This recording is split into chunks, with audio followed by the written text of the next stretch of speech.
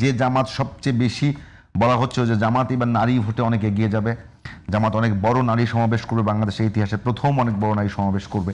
তো সব কিছুর উপরে হঠাৎ করে এই এক্স হ্যান্ডেল কি জামাতের নারী ভোটে বড় ধরনের একটা প্রভাব ফেলতে পারে কিনা, আর আগামী নির্বাচনে একটা বড় ধরনের এক্স ফ্যাক্টর হিসেবে কাজ করবে কিনা এটা? দেখেন, জামাতের কথাগুলো জামাতের কোনো নেতা এসে যদি এখানে বলতো খুব ভালো হতো। তারপরে আমি যেহেতু আপনার জোট সঙ্গী হিসেবে যতটুকু মানে আমার আপনারা তো জেনে বুঝেই গেছেন নির্মোহ যতটুকু আমার দৃষ্টিভঙ্গি, সেটা হচ্ছে দেখেন, গুজব 24 ঘন্টার বেশি টিকে না। এবং কারণ গুজব এটা মিথ্যা, আর আসল যে সত্য সেটা হচ্ছে প্রতিষ্ঠিত। এবং সত্যর একটা মৌলিক ধর্ম আছে, সত্য নিজেই উদ্ভাসিত হবে। এটা হচ্ছে সত্যের একটা ধর্ম। সত্য কারো সহযোগিতা নেয় না, সত্য নিজেই জিতে যায়। এখন বিএনপি যে কালকে যে গুজবটা ছড়াইলো যে এটা হ্যাক না, এটা মানতে চাইবে না, এটা হ্যাক হলে খুশি হইতো, এটা বিএনপি করতে পারে, পলিটিক্যাল স্টেনবাজি করতে পারে, এগুলো হয়। এবং এগুলো নির্বাচনের আগে, নির্বাচনের পরে বিভিন্ন বিভিন্ন দেশে এগুলো হয়ে আসছে। এগুলো না আমরা বড় করে দেখি না।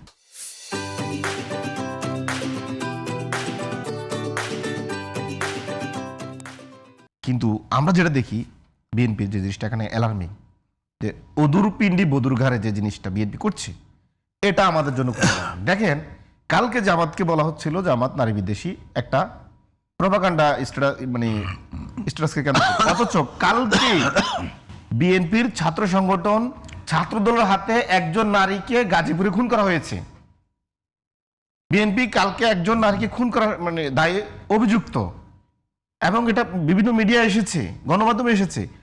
আর যদি বলি আপনার গত 7 দিনে বাংলাদেশে অন্তত 12টি জায়গায় বিএনপি জামাতের রাজনৈতিক কর্মীদেরকে হামলা করেছে, মারধর করেছে এবং যৌন হয়রানি করবে এ ধরনের প্রকাশ হুমকি দিয়েছে। আপনি দেখেন কুমিল্লার মনোহরগঞ্জে, আপনার শরীয়তপুরে, আপনার ঝিনাইদহে, যশোরে, আপনার লালমনিরহাটে, এরকম আপনার 10 থেকে 12টি জায়গায় প্রকাশ্য অন ক্যামেরায় তারা নারীদের উপর হামলা করেছে। ঢাকার মিরপুরে হামলা করেছে, কাশপুরে হামলা করেছে। আপনার গোপীবাগে এক নারীর মানে মাথায় কূপ দিয়েছে বিএনপি নেতাকর্মীরা।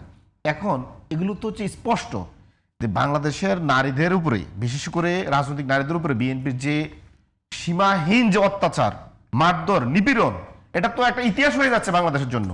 এবং এটা তো মনে হচ্ছে যে একটা বিএনপি জাহিলিয়াতের মধ্যে পড়ে যাচ্ছে এখন বাংলাদেশের নারীরা। বাংলাদেশের নারীদেরকে এখন বিএনপির হাত থেকে উদ্ধার করা হচ্ছে এখন বড় ধরনের আমাদের রাজনৈতিক কর্মসূচি হওয়া উচিত। এই বিএনপির আপনার আওয়ামী লীগ কিন্তু অনেক নিপীড়ন করেছে, আওয়ামী লীগ কিন্তু নারীদের উপরে অন্তত এতটুকু করে নাই।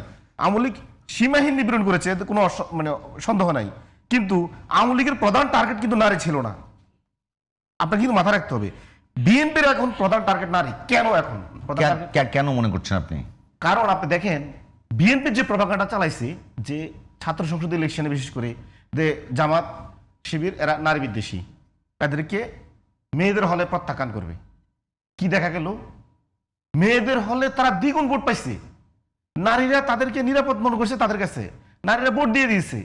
আপনার ছাত্রদল ওনাদের প্যানেল এখানে ভালোই করতে পারে নাই, রিচে করতে পারে নাই। এখন বিএনপির ওই ভয়টা এই জায়গায়, জামাতের যে নারী সংগঠন এটা খুবই শক্তিশালী একটা সংগঠন, বিএনপির যে জাতীয়তাবাদী মহিলা দল এর ধারের কাছেও নেই, এটা দিয়ে ওটা ট্যাকল দিতে পারছে না।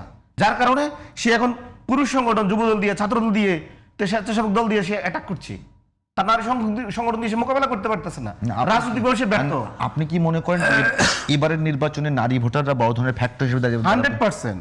এবং বাংলাদেশের যে নারী ভোটার, আপনি একটা মানে বলবেন একটা গভীর মানে একটা ষড়যন্ত্র চলছে নারী ভোটারদেরকে কেন্দ্রে ভয়ভীতি লাগিয়ে তাদের কেন্দ্রে যাতে না আনা হয়। কারণ তারা দেখতে পাচ্ছে যে একটা স্রোত তৈরি হয়েছে নারীদের, বিশেষ করে আমাদের 11 দলীয় জোটের প্রতি, তারা এটা কোনোভাবে মেনে নিচ্ছে না। এখন তারা এই ভয়ে কিন্তু পরিকল্পিতভাবে প্রথম হচ্ছে নারীদেরকে অ্যাটাক করলো, তারপরে হচ্ছে এই যে জামাতের যে দাবি এর সাথে বিএনপি জড়িত, যে হ্যাক করার পিছনে তারা এখন প্রমাণ করার চেষ্টা করতেছে যে এরা নারী বিদ্বেষী। যদিও এর আগে বহুতবার করছে, কিন্তু ওগুলো খায়, কোনো ক্যাম্পাসে ওদের এই সমস্ত যুক্তি তর্ক কোনো কিছুই কিন্তু কেউ গ্রাহ্য করে নাই এবং খায় নাই। এবং ভোটার মাঠে স্পষ্ট তাদেরকে প্রত্যাখ্যান করে দিচ্ছে নারীরা। তো এখন এই যে তাদের প্রত্যাখ্যানের যে একটা ভিতর থেকে যে একটা কি বলতে পারেন যে কষ্ট, এটা কোনো না কোনো ভাবে রিকভার করতে হবে। এখন তারা প্রমাণ করতে চাচ্ছে যে তোমার এটা হ্যাক হয়েছে, হ্যাক হলে ভালো হইতো, বা এটা হ্যাক তুমি ধরে নাও, আমরা বলছি এই জন্য হ্যাক হয়েছে। তোমার হ্যাক মানে এখন পৃথিবীর যদি যত হাজার ধন্যবাদ। এক্সপার্ট বলুক, তারা যদি হ্যাক বলে বুঝতে পা- আমি- বিএনপি কিন্তু মানবে না, কারণ বিএনপির দরকার হচ্ছে এটা হ্যাক হওয়া।